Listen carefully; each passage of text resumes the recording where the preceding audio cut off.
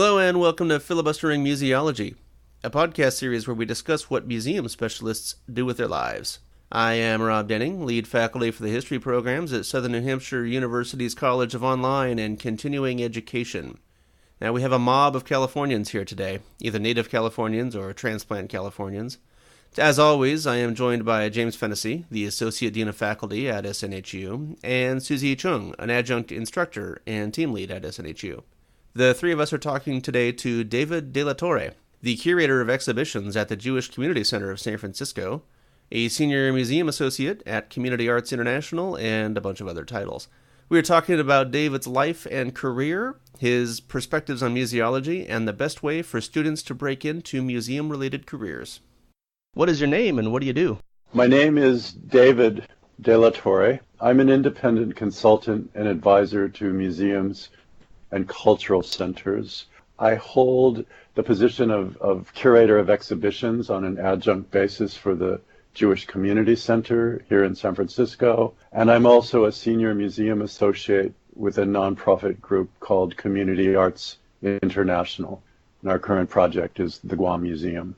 So David, do you talk a little bit about your educational background and experiences that led you to these roles? I mean, you have a number of different roles that cover a number of different topics and regions of the world, and I'd love to hear how you moved into this position and really gained an interest in all these various areas. It's always fun to talk about yourself, right? And to look back. That's why we're here. and you've given me this great opportunity to look back on. When I look at my resume, I've been in this business for over 40 years, working for museums, mainly art museums and some history museums. I started my career at the De Young Museum in the 1970s, and I was also enrolled, interestingly enough, I was the first enrolled museum studies student, the very first at the time, at Lone Mountain College, which is now part of the University of San Francisco. University of San Francisco has a very dynamic museum studies program which has evolved over this period. And so I had kind of a dual, I was fortunate because I had a job and I had museum studies classes that I took at night to complement my work at the Fine Arts Museums of San Francisco, the M.H. De Young Museum in Golden Gate Park, and that's where I began. And then over time, I was counting them up I've worked for 10 institutions during my career, and so that has afforded me a lot of opportunity to acquire knowledge and information about small, medium, large size institutions, the roles that people play in these institutions, and I've worn many hats over the years, so I'm excited to share that with you. So I'm very interested in the classes that were taught in the 1970s in museum studies. It also looks like you did an MA in museum studies from John F. Kennedy University as well. Yes. Cool to hear. What were there aspects of theoretical museology discussions within the courses and a part of the curriculum as a whole? That's a good question, Susie. I happen to have been interviewed just in the last year from my college, from my university, which is the University of San Francisco, and let me explain. At the time that I enrolled as the first museum studies student in San Francisco, there were very few museum studies programs on the West Coast where I grew up. There was one in LA and that was just budding at the University of Southern California, I believe. But most of the programs were on the East Coast. So when I interviewed recently to sort of do as we're doing today, we're going over my career, we reviewed the curriculum at the time that I went to school, which was in the 1970s, and the curriculum as it is today. And the point was that the curriculum hasn't changed that much. My program, Lone Mountain, that program became John F. Kennedy University Museum Studies, which I graduated from. And then more recently, John F. Kennedy that program has faded. The university is still there, but USF has now assumed the role here in the Bay Area as a museum studies master's program in museum studies. There's also one at San Francisco State, I might mention. Yes, I taught there. You taught there, right. So you know that program as well. Mm-hmm. So those are the two main programs now in the Bay Area that are available. But to answer your question, our program was comprised of basic entry-level courses that had to do with basic understandings of conservation, registration, curatorial activities, curatorial work, administration, and management. That was sort of the core focus at the time. I think those are the basic courses that give an individual an understanding of what it is to be a museum professional. And what I have found is, as you enter the field, as you become engaged in the field, you sort of begin to decide what role you want to play, what interests you the most. And for some it's conservation, for some it's registration, for me it was an interest in doing exhibitions and curating, and then eventually becoming a director. And I must admit, early on, I wanted to become a museum director, and I am happy that over time I was given the opportunity a couple of times to direct institutions and to play a major role in the development of regional. And then I've worked for mid-size, as I say, small, mid-size, and large institutions. So I have a broad experience in that. Your career sounds inspirational. I've had a really great time with my work, and I think that may be an underlying theme of our talk today as it evolves. I would challenge young folks to think of, this is my common question today, is what is your passion? What do you want to do with that passion or those passions? How do you want to translate that into a working environment?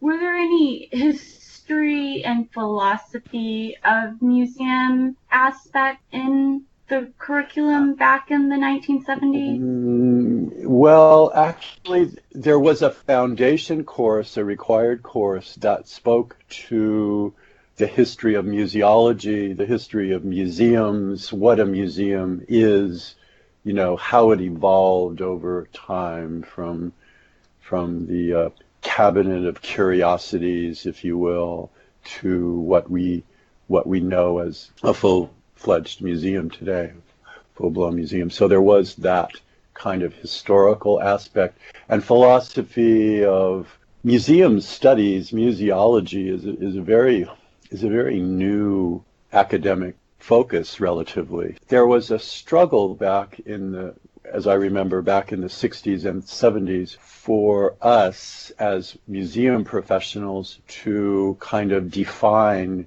this new profession, because prior to that, it didn't have an academic link, if you will. If you were going to work in a museum, you probably had a discipline like history, like art history, like science, that may have propelled you in a museum career in the 20th century. But there wasn't this museum studies phenomenon came on, in the 1960s and the 1970s in a bigger way in the United States. Even though, as I say, in the East Coast there were certain programs at NYU and Cooper Hewitt and George Washington University that were in place over time and were kind of small programs and were growing. So you were saying that you were, even from the get-go, you were interested in becoming a museum director and taking on kind of an administrative role. And back in those days, if they didn't really have a very developed museum studies program, how did you prepare for that kind of thing? Did you take, MBA type classes to become a better familiar with administrator roles, or how did you make that happen? Really good question. I should have got an MBA. If I look back, I think if I had more business courses, that would have been a benefit. My career, I had extraordinary opportunities early on, and I found myself in leadership positions at a very young age. So it was an on-the-job learning process. And then as my work evolved, I took advantage of things like the Getty Museum Management Institute, and other courses and seminars with the AAM, which is now the Alliance, and the Art Museum Directors Association, which I became involved with. So it was kind of an on-the-job learning and acquiring information, acquiring knowledge in that way. So it looks like your thesis was on management, your master's thesis. And yes. It looks like it was a business approach. What was the title of your master's thesis? It was, that's a really good question. It was a focus on, at the time, there was a lot of emphasis being placed on the Japanese model for museum management by objectives. And so my thesis was delving into that subject matter and applying the principles of what the Japanese had defined at the time in the 1970s to working models here in the Bay Area of institutions, of the style of administration and management that the players had at those times. So it was just an analysis of how places operated, yeah. And so when you did your MA study on organization, and so you kind of did a self-constructed, I keep using MBA, but that's not the right term, but learning how to do administrative type jobs. You've kind of trained yourself on the job, that kind of thing.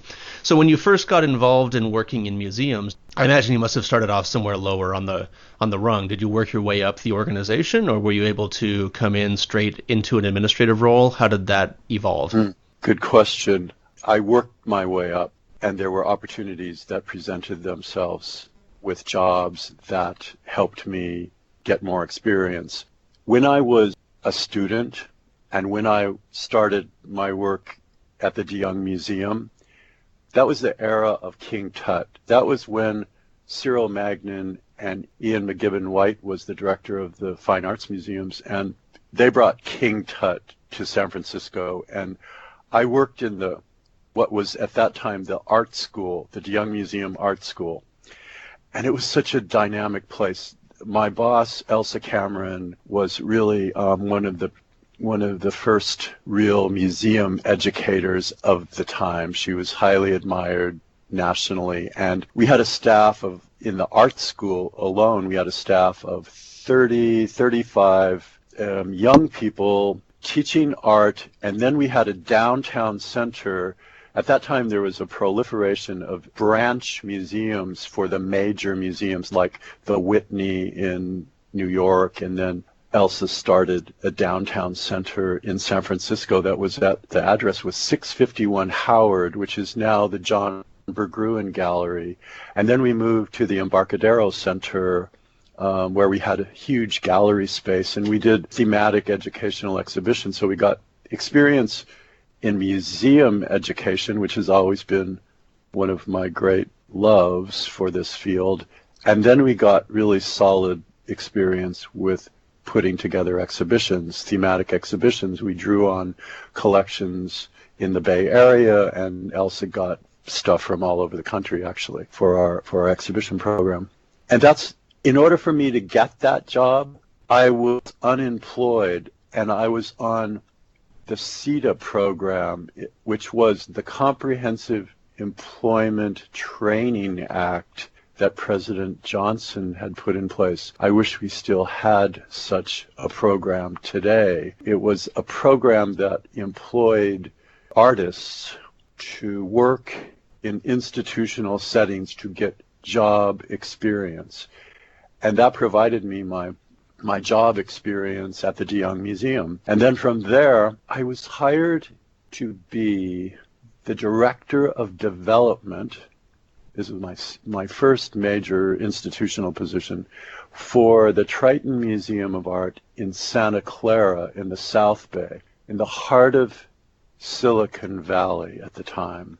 There was a 7-acre park site in the Civic Center of Santa Clara, where the Triton Museum was founded by an attorney in San Jose who loved art, and he put these little pods. They were like octagonal structures. There were 4 of them in this park, and that started the museum. And then the dream of building a real art museum facility emerged, and I became the development director, and my colleagues, Joe Farb Hernandez, who's now the gallery director at San Jose State, and Marc Destu, who is a wonderful artist and graphic designer. It was sort of like we had this highly creative period, and we raised the money to build a new museum in the park grounds. And at that time, Silicon Valley was just budding and just getting going, and there were no everybody saw the money that was starting to come through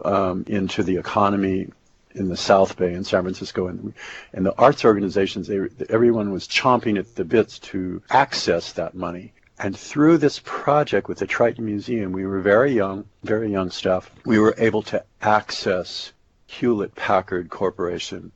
David and Lucille Packard became our patrons, and they were so wonderful to us, and they took on the museum project at Santa Clara, and we built a brand new 30,000 square foot state-of-the-art museum, which you can visit today, which is very beautiful. I will say, with all modesty aside, it's a beautiful new building. And so that started my career, and then I was cultivated to become the second executive director to the Mexican Museum in the 1980s, and that began the most exciting time of my career, directing what was the museum that I had done my internship early on when I was a student at Lone Mountain College for the Museum Studies program. Internships, volunteering at institutions, this is a way for young people aspiring to work in museums to become involved, to become engaged, to become a known, for skills to become known. This would be my strong recommendation to young people thinking of going into this field, is you've got to be ready to volunteer, to have an internship, hopefully in conjunction with your academic studies that will complement your academic studies, and get your feet wet so that people begin to know what your skill set is. And that's what happened to me, and that's how I became director of a community-based organization, which is still only 45 years old, but had such a perfect mission statement. The mission of the Mexican Museum has always been its strongest point, because it's always survived over time, because people feel very strongly about having a Mexican museum in San Francisco, in California, to serve the needs of the Latino community and the wider community in our metropolitan area. So my first executive director position was a time of great challenge, but also great excitement, and I was able to achieve significant advancement for the museum at that time, even though I was young and fairly inexperienced in my work. It afforded me many opportunities, which to this day I really appreciate and respect. That's a rather long-winded first part of my career. It was a very exciting time in the late 1960s and the early 1970s. There was a proliferation of community-based arts organizations and museums, like the Studio Museum in Harlem, like El Museo del Barrio in New York City, what is now the National Museum of Mexican Art in Chicago, and the Mexican Museum in San Francisco, and La Plaza in Los Angeles. There was this proliferation of institutions that became sister organizations, and it became a networking that helped to found these very important minority institutions that were dedicated to showing the work of people of color that were not receiving, for whatever reason, attention in the major institutions of our times. Major institutions like the one where I received my training at the Fine Arts Museums of San Francisco. The Young had been criticized, at that time by the founder of the Mexican Museum, Peter Rodriguez, for not showing the work of Mexican and Mexican-American artists. So it was just an extraordinary period of creativity and galvanization of art programs for people of color across the country. And I was a part of that, and I really am very fortunate to have been involved with these smaller institutions at the time when I started my career. That's great. And that must have been an exciting time to be involved in that. I mean, the 70s, 80s, I mean, that was such a huge moment for the expansion of opportunities for, people of color and artists of color and all of that. That's great. Precisely. You say the word expansion. It reminds me of a program at the National Endowment for the Arts called Expansion Arts. A.B. Spellman led that program. And one of the wonderful things that happened in my career at that time with many of my colleagues as well, we were called upon to come to Washington to help divvy up grant money to help these new organizations to grow and to serve their communities. And we were part of a national network of young professionals that helped to create this new awareness, these new possibilities for collecting and for showing the work of and for galvanizing history. We're talking about history today as well, the history of our country and the rise of an appreciation for ethnic-based museums and arts organizations. Since we're preparing for the SNHU and ICOFOM online symposium on defining the museum of the 21st century, I wanted to ask you what your experience have been as a board member of ICOM US and what international committee conferences, including ICOFOM, where I had the pleasure of meeting you at the annual symposium, a fellow countryman amongst others in Cuba last year. I believe there were 4 of us. Yes. Good question, Susie. Let's see, kind of like the pebble in the pool, my association with ICOM, the pebble in the pool beginning with, my career with the Mexican Museum, with the Honolulu Museum of Art, which we'll speak about perhaps as this conversation evolves. And that brought me first to the American Association of Museums, which has now become the American Alliance of Museums. And those annual meetings, I've been a participant at AAM. I think I've missed maybe 2 or 3 meetings in the last 20, 25 years. And that's been my opportunity to meet every year with my museum colleagues across the country and to talk about our challenges and our problems and come up with solutions to them.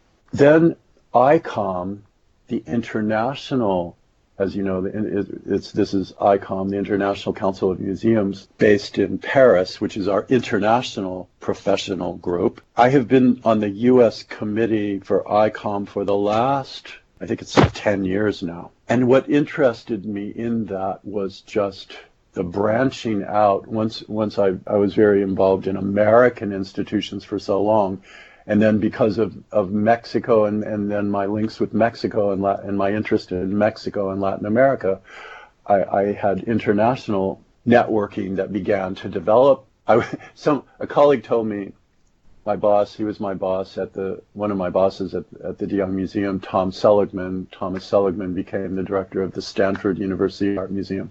He has been a mentor of mine for many and a friend for many years. He said, when you go to the AAM, go to the ICOM luncheon. I always go to the ICOM luncheon. And I started going to the ICOM luncheons, and I started seeing how that networking opportunity and understanding the networking opportunity and the history of ICOM, which, by the way, ICOM was founded by an American. It wasn't founded by someone in France or away. It was founded by an American. And I became involved with that organization.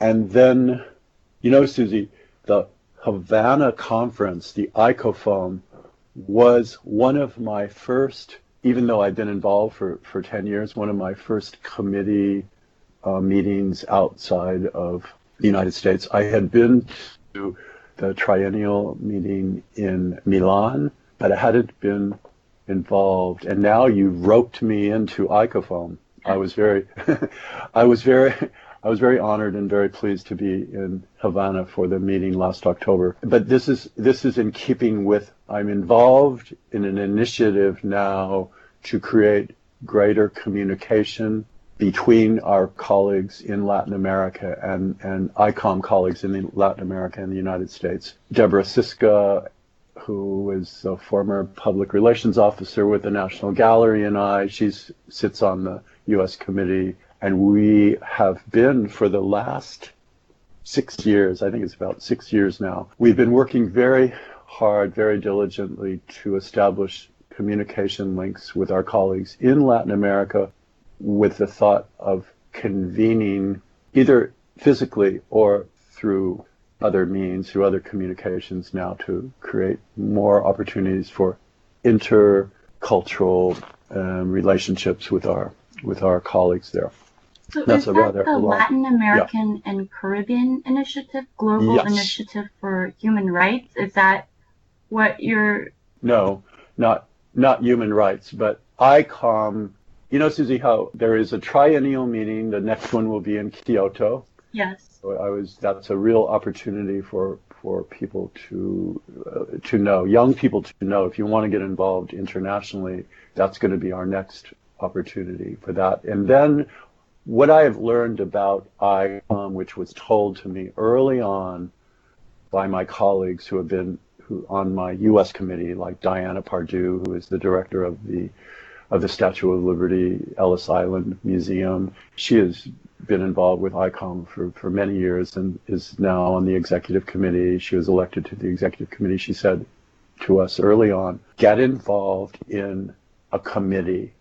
And as you know, how many committees are there, Susie? There are like about 30 or 40 committees, affinity committees in ICOM for professionals, for young people entering the field, for well-seasoned professionals to get involved internationally with the challenges and the opportunities that museum professionals have around the world. And that's the way to become involved. Apart from the big meeting that happens every 3 years, there are meetings like ICOFOAM is doing now. You know, you have a lot of meetings going. You have a meeting coming up in Tehran, right? We have one in Tehran in October, and there's one in Paris in June, and we have our SNU and ICOFOAM in September. So we have 3 going, and I think there will be more on the Museum Definition Symposium in Latin America as well, and perhaps in Russia. And that's going to be confirmed. Yes, I'm very impressed with what ICOFOAM has been able to do in terms of convening and the number of conferences that you are planning and have implemented. This is one of the most rewarding benefits of being a museum professional, I think, is to go to professional meetings. You can't do them, depending on what position you hold and where you're working at the time, it's limited.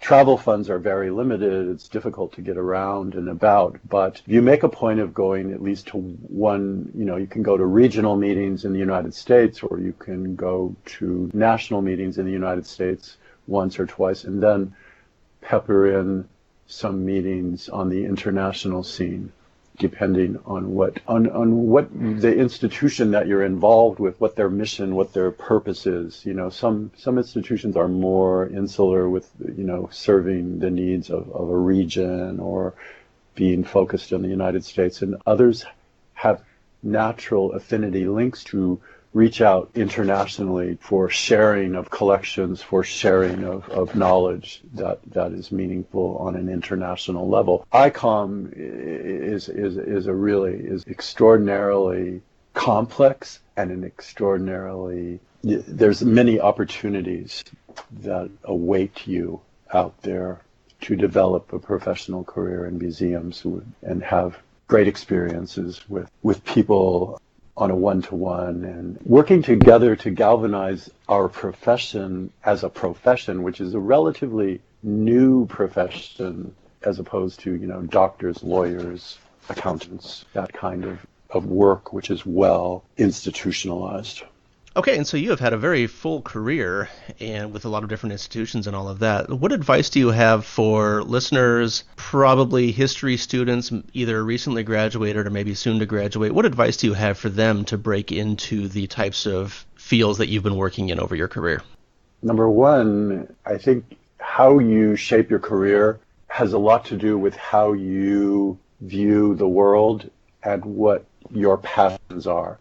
You can identify what your passions are, it's going to lead you towards more specificity. And I think that, coupled with being ready to get involved on a volunteer basis or as a formal internship with your university, with your undergraduate or your graduate program, are ways to explore the work of being a museum professional or the work of being a historian. How important is history in our world today? I've been thinking about this in anticipation of this interview.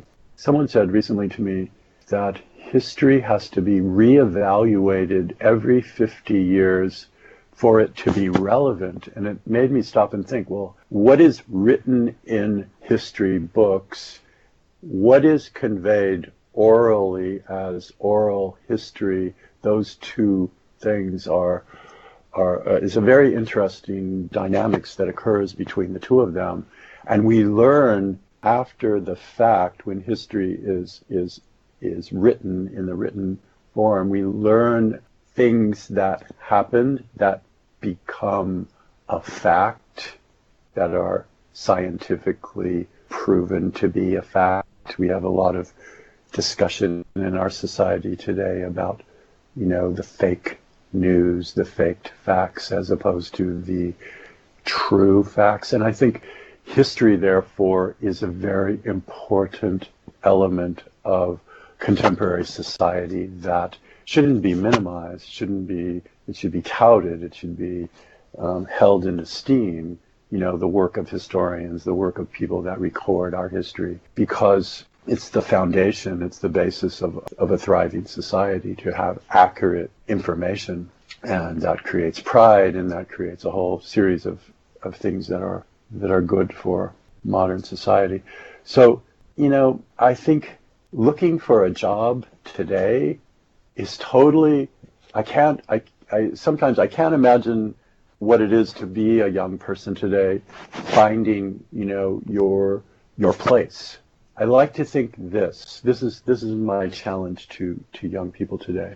And we had a great weekend, and with the march in Washington, to hear the young generation speaking out now, because their education is taking hold, and these are young, thinking minds.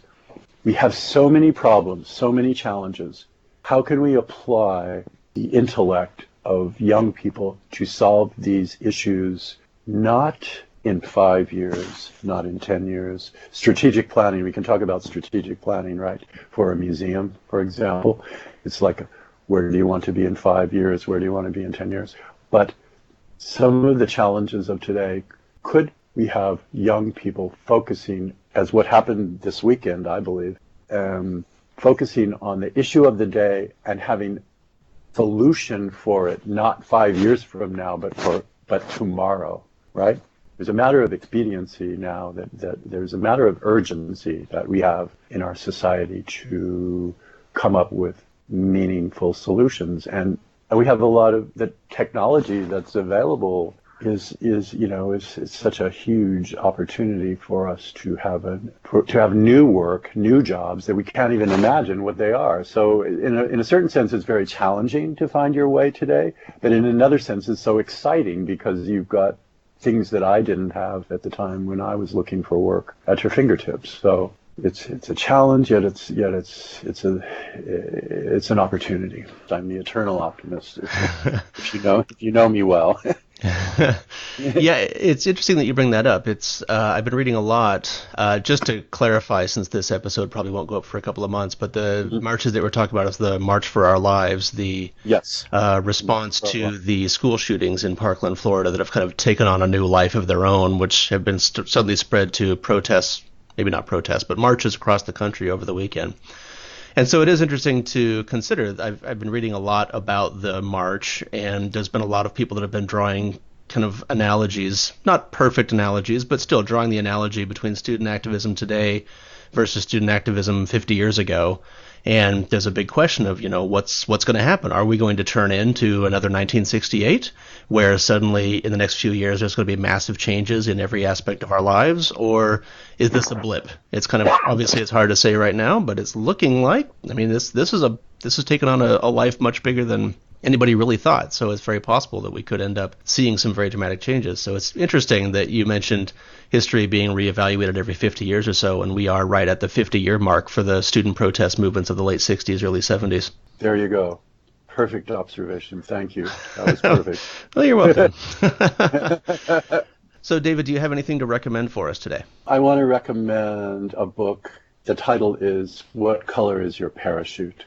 This was a pivotal book for me when I was an undergraduate, when I had just come back from a junior year abroad in Florence, Italy. I didn't know what I was doing. My mother always wanted me to be a doctor, be a medical something. I was pursuing a physical therapy career, and then I read this book, and it sort of made you assess your assets. Who are your contacts? That's another important question of the day. You should remind each other, who are your contacts today? Susie, you're my new contact. Look what's happened, right? Look what you've done to bring us together. This book, I read, it's more than 10 million copies sold in 28 countries, the world's most popular job search book, updated for 2017, tailored. Richard Bowles, long trusted guidance, up to the minute information. So that's my recommendation about just try to get a clarity in your mind about what your assets are and your interests that may lead you to a greater understanding of what your passion is for your work, for your career, for what you will be undertaking during your life. This is just another brief reflection. I'm going to be 70 years old this June. So right? Don't believe you. Yeah, I'll be 70. My career has spanned this 40-year period, right? Kids, your life passes very quickly. I used to have an Indian friend from India. He used to say, life is passing very quickly, very quickly. And I would just emphasize that to you because we have this window of opportunity to contribute to society and the betterment of mankind, et cetera, and it really evolves quite quickly. So be prepared, know what your interests are, know what your assets are. Ask yourself who your contacts are today that may help to lead you there, and that you may help your colleagues to get where they want to go too. It's a two-way street of support. That's my recommendation. I think that's a great recommendation. It's history students tend to get wrapped up in history, and so I think that's a good reminder that there are other resources available to people that are looking for jobs. Go look for, I don't know if this would qualify as like a self-help type book, but it certainly is a book for helping people to find careers, and so this can apply to anybody in any field, so I think that's a really good recommendation. Precisely. Susie, do you have anything for us today? Yes, first of all, we're very honored to have you here, David, and I wanted to connect something that you've been doing in the field currently with the Jewish Community Center of San Francisco with border issues, migration, immigration, public art, community murals, and your Latin American initiative, and the contemporary art exhibition at the Galleria de la Raza in San Francisco. And I think we all everyone here has a Northern California connection, I believe. Rob, James, me, and David, of course. So I wanted to, from experience and also connecting it with why we're here today, because we're going to be holding a symposium on the museum definition and connecting it with museology, museum studies, public history, whatever name that it falls under. I wanted to recommend the Mission Dolores in San Francisco, which was founded as the Mission San Francisco de Asís in 1776, and it is the oldest mission in California, and it is well preserved. It's the oldest building in San Francisco. It also has these wonderful aspects: the basilica, the chapel, the museum, the gift shop, and the cemetery. They do such a fantastic job of interpreting this diverse history of Native Americans, the Ohlone tribe, the Miwok tribe. They have a Indian tool hut reconstructed in the cemetery. It's the burial ground of approximately 5,000 Ohlone, and also the Mexican history that's involved there. And it is part of the school program for fourth graders in California, and it was also a part of a case study for one of the courses that I taught at San Francisco State University, and this is why I know of it. And I think it just all falls under what you have represented today, looking at diversity, looking at the Latin American experience in museums with you, David. That's a wonderful, wonderful recommendation. It makes me want to go over there right now. And as one of those kids that grew up in Northern California, I believe it was fourth grade when I learned all about the mission system, and I think we actually had to make models. We had to make models of the mission. So I think I made mine out of, I don't know, styrofoam or some kind of a diorama thing or something. You were one of those, yeah. Yes, I was. You were one of those. And just know that program I think that program has been cut. That program has been threatened. It used to be like a requirement, and I think they're trying to undo it or something. So, great suggestion. Yeah, my diorama, I think, if I remember correctly, it ended up looking just like a medieval castle because I really had no idea what I was doing, and I was like 9 years old, and I didn't really care all that much.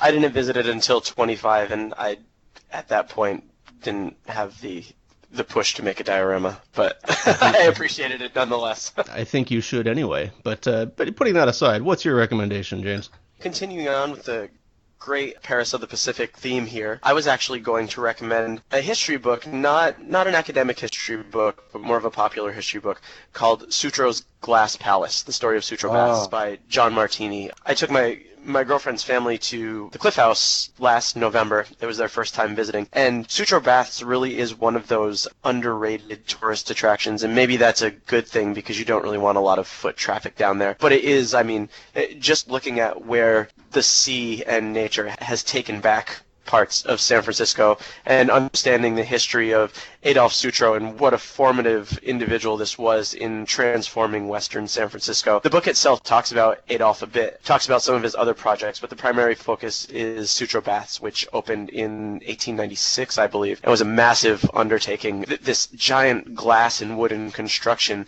with heated baths that channeled in ocean water for public use. And then, it ties into the history of segregation and desegregation in California, but also the impact that Sutro himself had and how this massive project did not really become the moneymaker that it could have.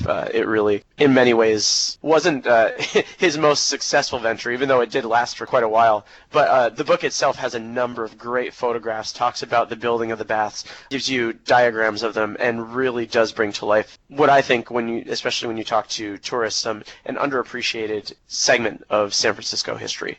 And Sutro himself was instrumental in the development of San Francisco. So I really do recommend this book. Wonderful, wonderful suggestion. I love that place. Yes, it's so interesting to try and imagine what the baths were like, and you can see the foundations of the baths. It's just that's a great suggestion, James. Oh, it's such a beautiful place too, and I mean it's kind of the gateway for being able to hike up along the trails to eventually see San Francisco or the Golden Gate Bridge one way. The other way, you can walk down to the Cliff House, look out the windows at the sunset, and then continue down to Ocean Beach, which is just a fabulous sprawling beach in San Francisco, completely different from the manicured beaches of Southern California, but beautiful in its own right. Yes, and I would say museum-wise and history-wise, the interpretive center there is done very well. Yes. So don't forget that. And it's a new modern building and has great books. And Well, I didn't get the memo that we were talking about California and all of these, but so I'm going to go off track a little bit. I just want to mention the April 2018 issue of National Geographic, where they are tackling the issue of race. And the cover story is basically on the fact that race is, it's a human construct. It's not based in science. It's not based in biology. It is something that we've made up. We as people have made up to set ourselves apart from other people, to classify people, to try to explain why some civilizations are more successful than others. It's completely constructed, of course. It's not actual. There's no actual nature behind it, no science behind it. And that's, of course, not a very radical idea. I mean, people have been saying that for years. But what's interesting with what National Geographic has done is that they hired a historian and some other people to take a look at their back issues and talk about how National Geographic, the magazine, has covered race over the years. And of course, they've uncovered all kinds of amazing stuff, which today is absolutely reprehensible, but of course it made sense at the time. And so they found, images of people in areas of the world. I mean, we've all seen National Geographic photos of other areas of the world where you'll have people that would be called savages. They're called uncivilized. They're always shown as naked. The implication being that, these are people living in a state of nature. They don't have civilization like ours, that kind of thing. And they found captions where they would talk about, there was one where there was, in 1916, where they talked about Aboriginal Australians, where the captions called them savages who, quote, rank lowest in intelligence of all human beings, unquote. And so the issue in April of 2018 is all about National Geographic kind of starting the process of coming to terms with their role in perpetuating racial stereotypes over the years, and how do we go forward from there? And so they're promising it's going to be an ongoing conversation. That issue that I talked about has a bunch of different stories on things like the cover story is twins. One twin has black skin, one twin has white skin, and it's perfectly natural the way it happened, but it just demonstrates kind of the constructed nature of race, because you have these two kids that are identical in every way except skin color. So it's an interesting issue, and I'm looking forward to reading the rest of it. I've read through a few articles, but they've got a bunch more that I want to look at. And so anyway, this is hopefully going to be an ongoing story for the National Geographic, and it's obviously going to be an ongoing story in the rest of American culture and society. So this is just an interesting marker in all of that. Yeah, it's such an important topic to be talking about and understanding, especially in the larger consciousness, because in academics we've discussed race as a construct and gender as a construct for decades. What does that really mean? And then at what point does the general public just see that as ivory tower talk that doesn't have relevance, as far as they think, relevance in the everyday world? You know what I mean? It's one thing to talk about the construct of race and the construct of gender, and it's another thing to completely be able to change the way that people look at it. So, but you have to start the conversation somewhere. Yeah, and so they're starting it with actually reproducing the images and the captions that accompany them, just to kind of show people that, whoa, okay, things were discussed differently then, and it's not that we've fixed the problems now, but we have to acknowledge the problems and go forward to try to solve these problems. Yep. There's a movie that came out last year, The Lost City of Zed, or Z, depending on if you're American or not. But it's about Percy Fawcett and the discoveries that he made in the early 20th century, and how he had discovered, I think it was in Bolivia, the ruins that he discovered. And he brought these findings back to Europe, and the white Europeans absolutely were, they could not believe that a subhuman or unevolved race could possibly make something rivaled, or that was the equivalent, or might have even rivaled something from the ancient Mediterranean world. It's a pretty interesting story in and of itself. I'm not sure if how well the film comes across, but the story itself kind of connects to that. Based on a book that was published a few years ago too. Yep, exactly. Social Darwinism. Yeah. Yes. Okay, well, all that sounds great. David, thank you for joining us today. thank you, Rob. Thank you, James. Thank you, Susie. Yes, thank you so much, David. Thank you. Get out there and solve some of our issues, you guys. I'll do that. Try. Yeah. Maybe after lunch, but I'll do that. Yeah, after lunch. Right. I'll see you on California Street. Hopefully. And thank you all for joining us today. If you have any questions or comments on this podcast or suggestions for future episodes, as always, send me an email at snhuhistory@gmail.com. For James Fennessy, Susie Chung, and David De La Torre, I am Rob Denning.